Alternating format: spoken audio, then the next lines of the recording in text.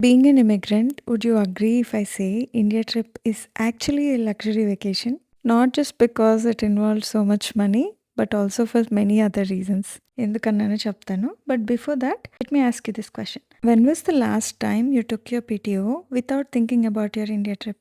కదా at least year బిగినింగ్లో ఈ ఇయర్ మనం ఇండియా ట్రిప్ ప్లాన్ చేస్తామా అనేది మనకు ఒక ఐడియా ఉంటుంది. ఒకవేళ ప్లాన్ ఈజ్ ఆన్ అనుకుంటే ఇంకంతే, every single PTO goes in to that bucket కదా. ఇంకా పని రాక్షసుల్లాగా సిక్ డే అయినా, స్పెషల్ డే అయినా, పండగ రోజైనా దేనికి పీటీఓ తీసుకోము.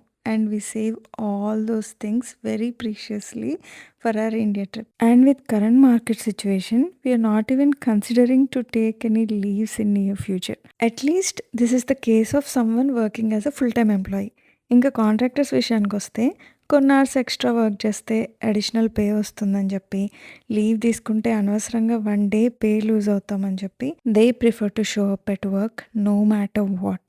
And they actually put their work at risk for that India vacation. And ఇదే కాకుండా వీసా స్టేటస్ మెయింటైన్ చేసుకుని, వీసా స్కెడ్యూల్స్ మేనేజ్ చేసుకొని, ఫినాన్సెస్ మేనేజ్ చేసుకొని, and also lot of peace of mind కూడా ఇన్వెస్ట్ చేస్తాం అనుకోండి. This is the actual cost we pay for that 30 day vacation. అందుకనే India vacation is a luxury అన్నాను. Don't you all agree with me? Let me know in the comments.